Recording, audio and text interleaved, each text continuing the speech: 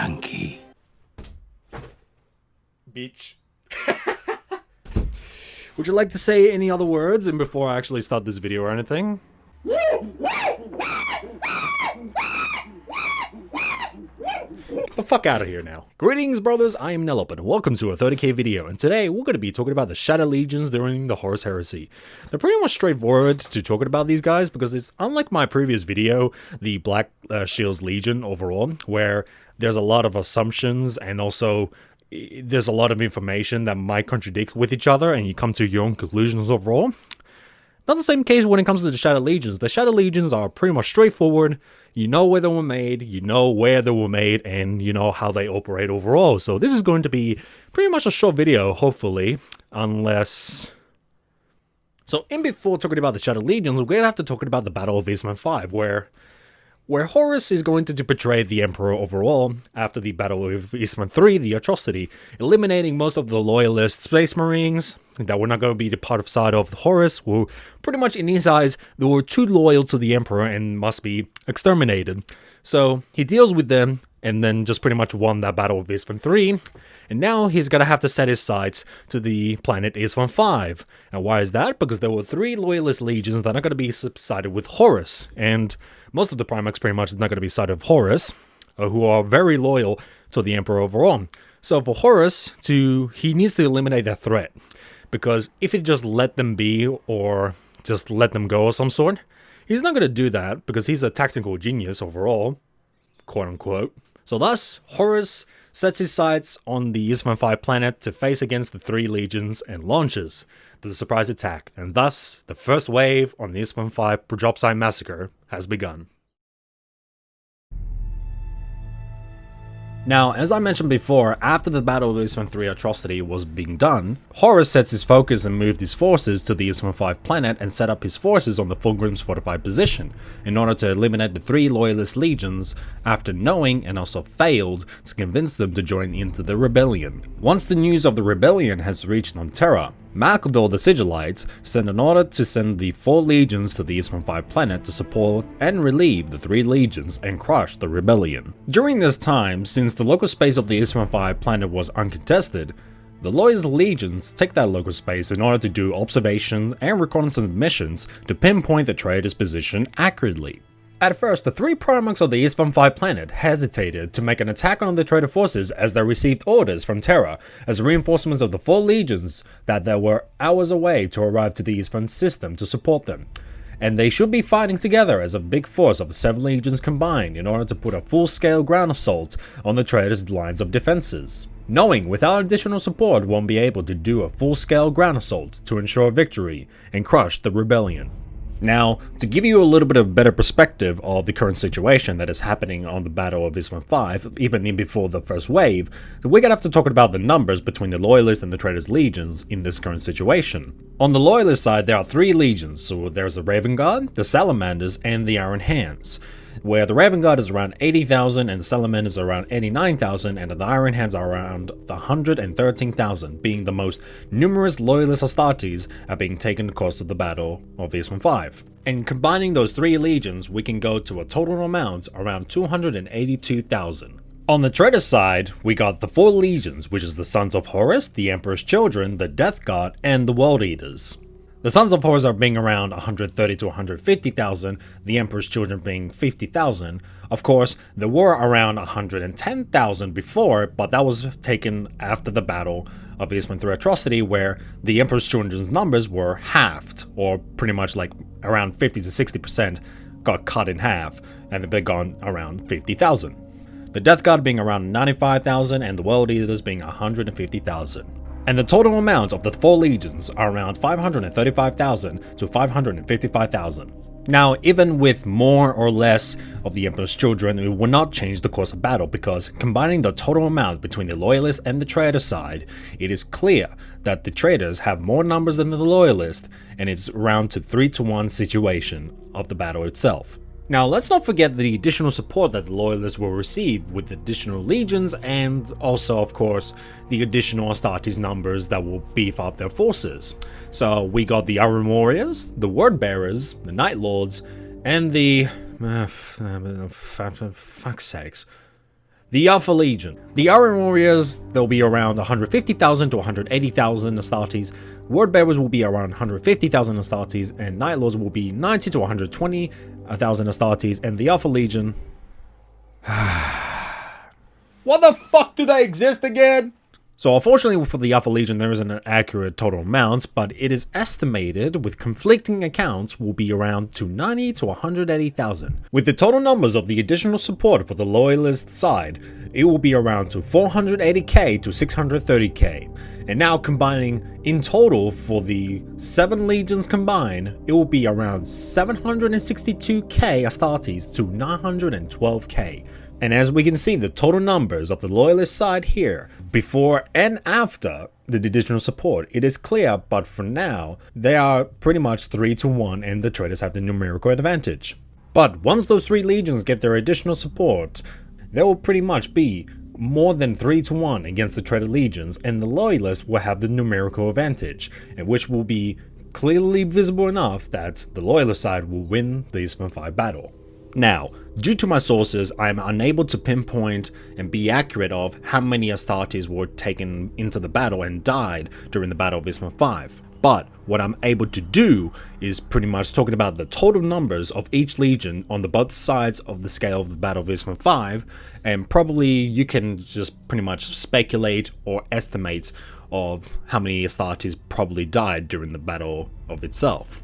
But at the moment in this case, even in before the first wave has begun, is that the Loyalists need to have a key resource which will be the most important one.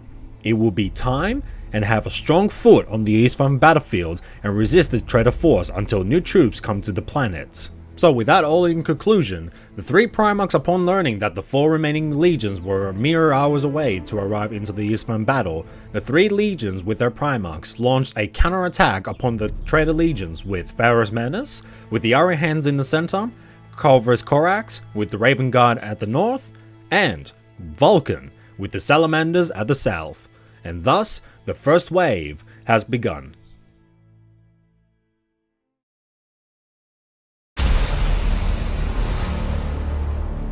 As the Loyalists launched their counterattack upon the Traitors, they first launched an orbital strike upon the Traitors' defensive lines, but it was ineffective due to the strength of their defensive fortifications. And then, the assault began. As the Loyalist legions reached to the Traitor defensive lines, they were under fire with the sheer rate of the Traitors' firepower. But with Pharaoh's Menace's rage and with his legion attacking from the center, he was able to decimate the Traitor legions and force them to retreat. At the same time, on the south, progress was made for Vulcan and his legion as they were entering the Traitor lines. The Traitors responded with a pinpoint artillery strike directly on Vulcan's position, which was ineffective on the Salamander's legion. Corvus Corax made his move with his legion on the north flank with a mass jump pack assault upon the Traitor lines, but they led into an ambush which was set by Angron, Primarch of the World Eaters. With this ambush upon the Raven Guard, it has slowed the progress to push further in. Currently, as we see on the map at the moment, in this battle the counterattack is being successful. They're gaining ground and they're making the Traitor forces to withdraw, even though it is obvious the Traitor forces have a numerical advantage and could withstand the Loyalist forces.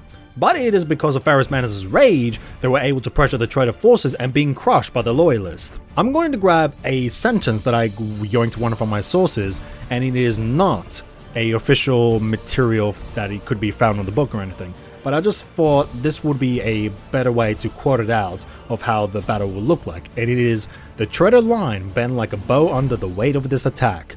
This meant while Corvus and Vulcan are pressuring the Traitor's north and south flanks, Pharaoh's Menace strikes deep into the Traitor lines with their own constant forward movements into the Emperor's Children's defensives, as they finally end up upon Fulgrim and the rest of his legion. In conclusion of the first wave, the 3 Primarchs with their legion has made progress into the Traitor lines, which it does seem by the looks of it to be in the Loyalist favour to win the battle of Istvaan 5.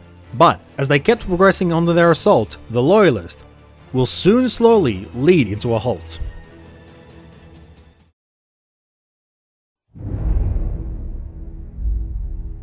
An hour has passed while the Battle of Istvaan 5 still continues on. The reinforcements have arrived for the Loyalists and they have set up on the Imperial drop zones and ready to reinforce them. Meanwhile, Corvus and Vulcan tried to convince Pharaohs to retreat to refresh their troops as they were low on ammunition, suffered heavy losses and reinforced with the rest of the Loyalist legions on the Imperial drop zones. Pharaoh's Menace refused to follow them and continued the fight onward to Fulgrim, so thus the 2 legions fell back. leaving the Iron Hands unsupported. The Iron Hands pushes into the Emperor's Children's lines as Pharismanus finds Fulgrim at the command position and sets him in a melee duel. The two Loyalist legions retreated to their drop site positions within a fair distance, and saw a flare that was shot by Horus to indicate the launch of the second wave, and the already suffered Loyalists got shot upon by their own reinforcements, and yes, their reinforcements have turned traitor. They secretly had sided with the rebels since Horus started rebelling against the Emperor, and when Malcador sent the 4 legions to reinforce the Loyalist forces, they were the perfect candidate to beef up the traitor forces to wipe out the Loyalist legion on Istvaan 5. Now, since the numbers of the traitor forces have more numbers than the Loyalists from 1 to 3 situation, it is now a 1 to 10 situation, with the total amount of the traitor forces is around 905,000 to 1,075,000 total Astartes.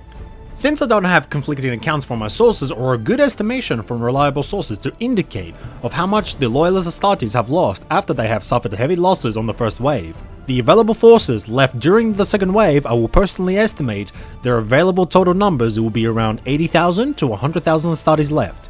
But again, this is my personal estimate of what sources I can gather and make my own conclusion to the second wave, and yes, after the second wave, the total amount of the Loyalist Astartes numbers will of course go lower. During the duel between Fulgrim and Ferrus, it was a stiff fight into a melee combat, Fulgrim with his cursed Slanesh blade and Ferrus with his... wait, with his wrench? What the fuck is this image? This isn't right. He was meant to have a hammer. Where's his hammer? He looks bald. Where's his hair? He was meant to have hair. Okay, this shit is gay. What the fuck? But anyways, Pharismanus and Fulgrim were fighting to the death, and after a titanic conflict between them, Fulgrim won by beheading Pharismanus and making the Iron Hands retreat, but some stayed as their last stand. In conclusion, during the second wave of the battle, the Loyalist reinforcements have been shown as traitors, which means the numbers of the traitor forces are higher from 1 to 3 to 1 to 10 situation. The suffered Loyalist legions had to give up and set up defenses on the drop site positions, and the Iron Hands has lost their Primarch, Pharismanus, by melee combat against Fulgrim. And now, this isn't the end of the second wave, but technically it has. As the Loyalist has clearly lost the battle of Istvaan 5, and as on the map is shown, they are surrounded by the traitor forces, and they will face their inevitable doom, which will be the Massacre.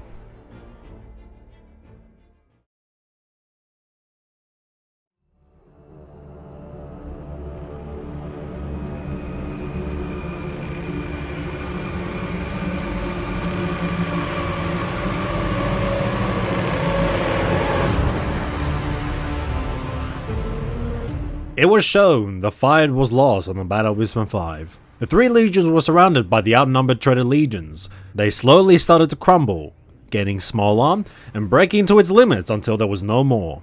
The forces of the traitor legions kept on closing the circle smaller and smaller, making the situation even more difficult for the Loyalists, and perhaps they may not able to escape once the traitor forces have a good grasp on the Loyalists and diminish them as well. Corvus and Vulcan found themselves disagreeing over what to do in this dire situation. In example, Vulcan wanted to make their last stand by setting up their own defense on the dropships, but Corvus wanted to take everything whatever they can and evacuate the planet. Since there was no agreement, both Primarchs took their own path of whatever they know best. Corvus took his legion and left the planet, and Vulcan set up his last stand on the dropships.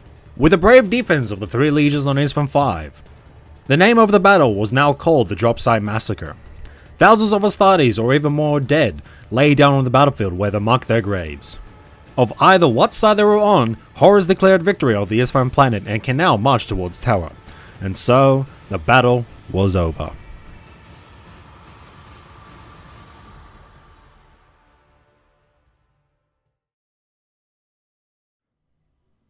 That was a pretty interesting introduction. And you know a little bit more about the Istvaan 5 battle, just a little bit more broadly and generic, how I put it out.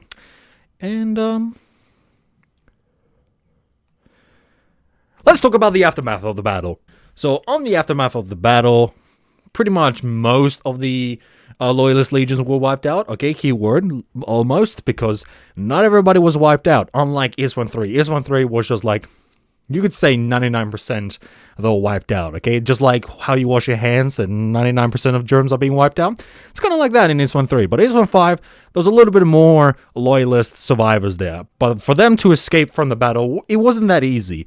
And it was a bit of a challenge for them to get out because most of the Astartes were wounded and there are low in numbers, and pretty much they are still surrounded by Traitor forces that are patrolling around in Istvaan 5 just to kill any survivor that lives on the planet. But they're not even that easy because you have to deal with 2 barriers in front of you. One of them is going to be the anti-air guns, as you got to travel through the Istvaan 5 planet to get out to orbit, and then the second barrier is going to be the Traitor forces fleet.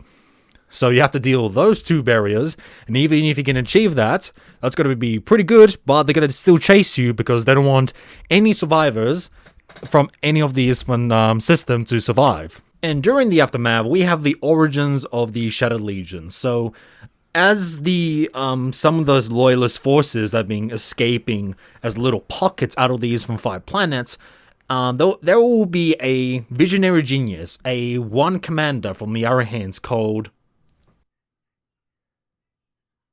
Shadrach Medusan. So Shadrach Medusan, as a Arahant's commander, after their Primarch Ferrus Manus has fallen, being decapitated.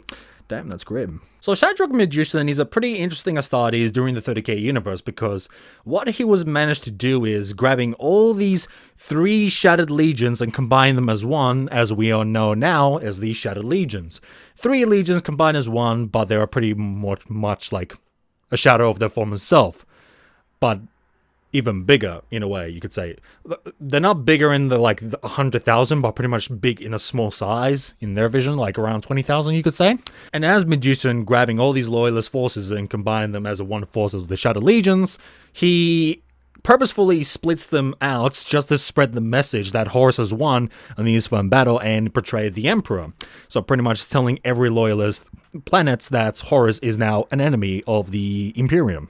And what would make really important about Medusan during the 30k universe is he is a man that deploys a lot of sabotage and a lot of guerrilla tactics to interfere with Horus supply lines and logistics that will actually bring a good outcome during the Battle of Terra, or the Siege of Terra, you could say. And that's how he was that effective with his own legion in his command. So that is the reason Horus wanted to delete those 3 legions on the Istvaan 5 planets. Either you join the Traitor forces or you're just getting deleted, and most of those 3 legions chose to be deleted.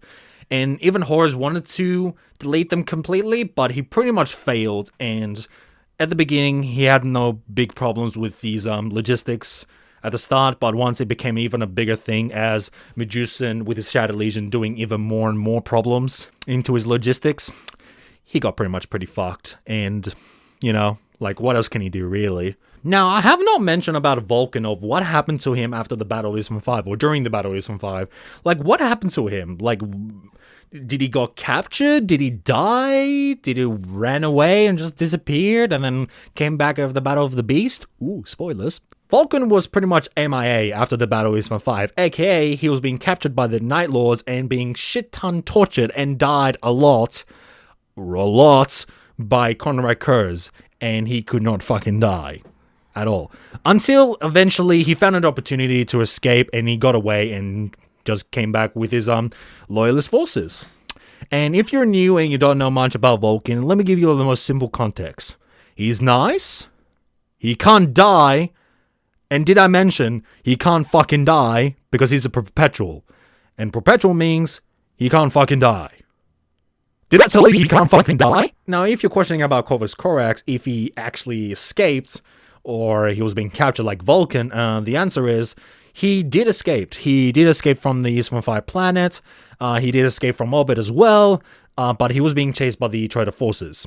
As I mentioned before, that even if some small pockets of loyalist forces did manage to get away from the Istvaan 5 battle, they would have been chased by the Traitor forces. Some might be captured, some of them just got away. I'm not too sure about the smaller forces, if they were actually being captured, because it's not being referenced in the sources. But with Corvus' situation, he did escape. He was being chased by the Traitor forces, some of the Traitor forces, but then they got reinforced by the loyalist forces that were nearby in order to support them. as they were escaping from the Istvaan system. Now, in a way, you could say, if we like think about every specific legion of how they escaped, most sources will be like, oh, most of the loyalist forces who escaped, they will go and form Medusan's Shattered Legion, or there will be a little bit of a handful of their own Shattered Legions, or they'll just be on their own, fleeing from the Istvaan planet, or pretty much on the Istvaan system, to join with their other loyalist forces. That could be the case. Yes, most of the Iron Hands, which were the most numerous, became a Shattered Legion. The Salamanders, there wasn't much sources about it. That was pretty surprising, because I was actually expecting what happened specifically on the Salamanders part, but there wasn't much mention about it. Probably they all died. Well, they didn't all die, obviously, because we still have the Salamanders now in the 40k millennium, but there isn't much talking about what happened to them, like did some escape or anything, but didn't mention about that, and that was pretty surprising. And obviously the Raven Guard, probably around 2,000 or 3,000 Astartes. I'm just gonna round that up. Actually, round that up will be even better.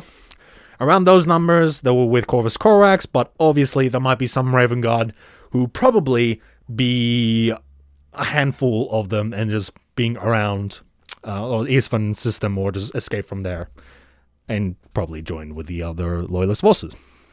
So that's pretty much with that. So in conclusion, talking about the Shattered Legions, is they are still Astartes, and they still do the same organization as a legion will function, but there will just be 3 different legions, or 2 different legions, depends on the situation, and they will form as one Shattered Legion in a big number.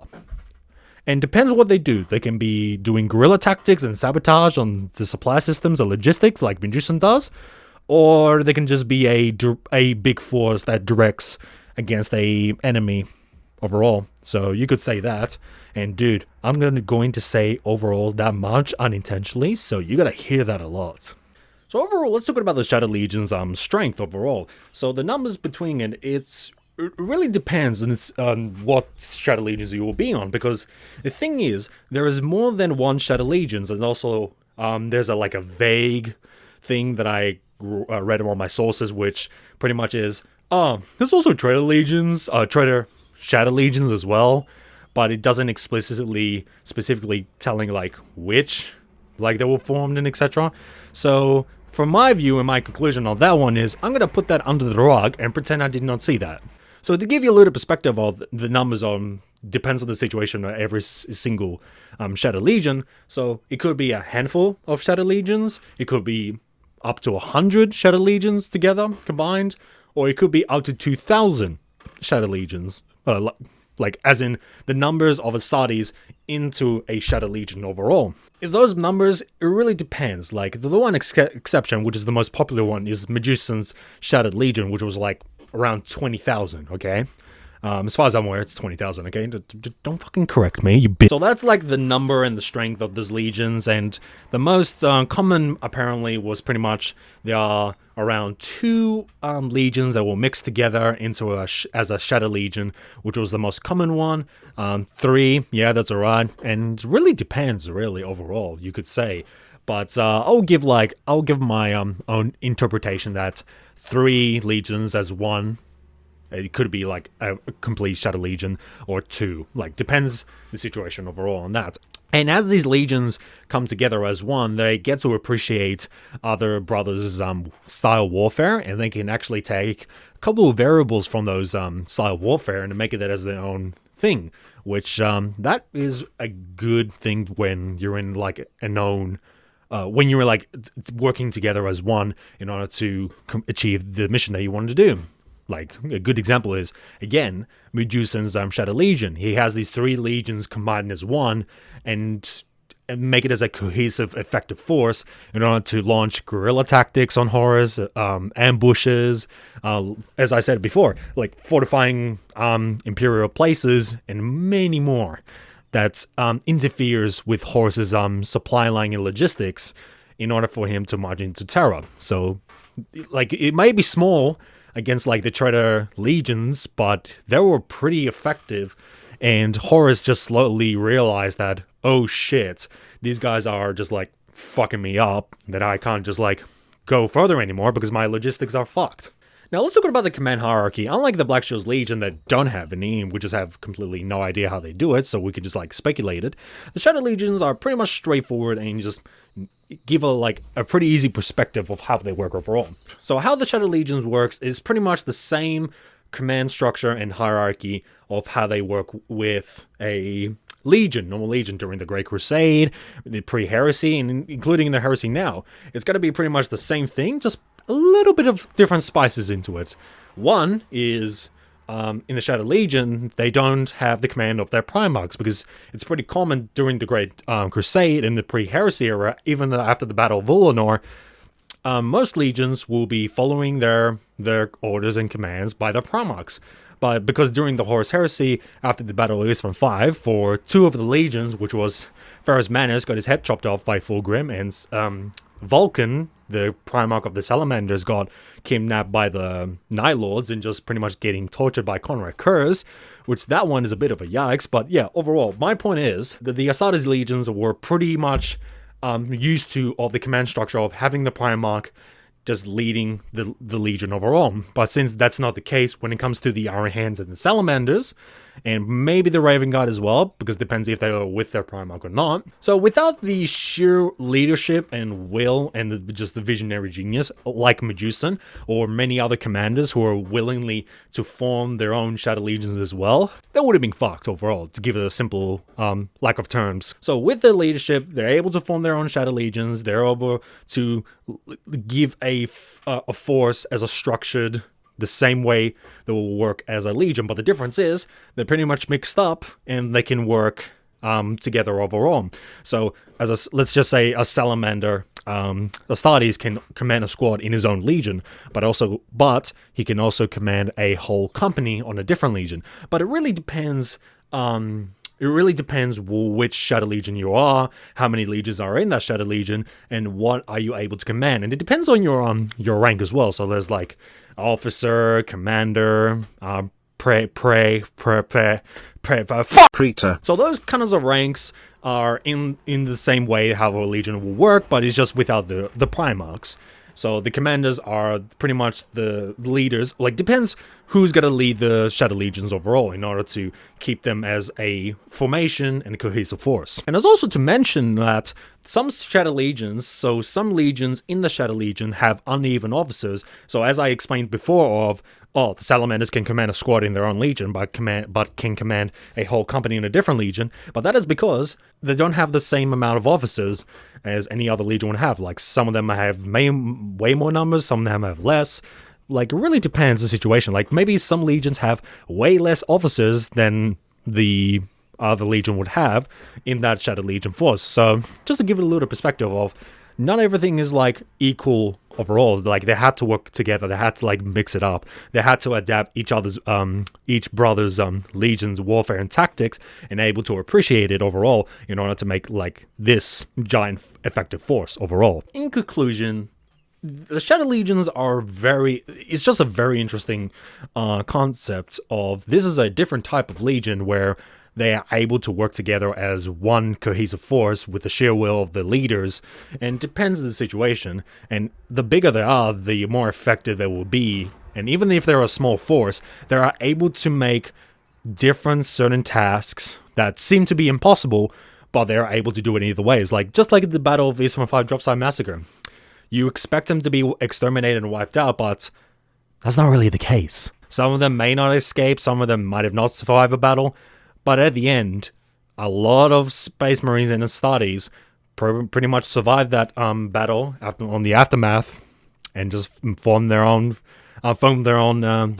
Shadow Legions. And no, I'm not going to mention the Traitor Shadow Legions, because for me, in my eyes, there was one source just vaguely talked about it and doesn't really explain much. So for me, in my eyes, they don't even exist. And yeah, that's the end of the video. I hope you enjoy, and I'll see you on the next video. Farewell, my brothers, and take care.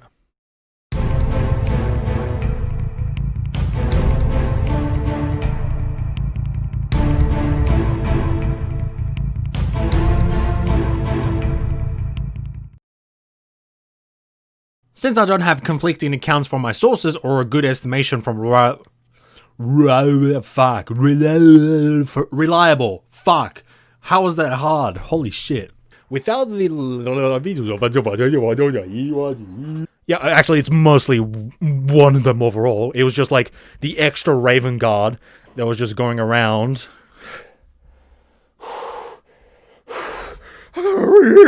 Fuck. There's gotta be so many cars, dude. I need my windows open. I can't close them, dude. For fuck's sakes.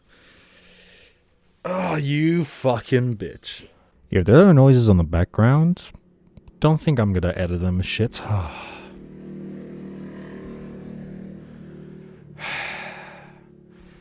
And the Iron Hands has lost their Primarch Ferrous manners into the melee combat. Fuck, I have to redo this again. Oh no, that went so well. Officer, commander, fuck!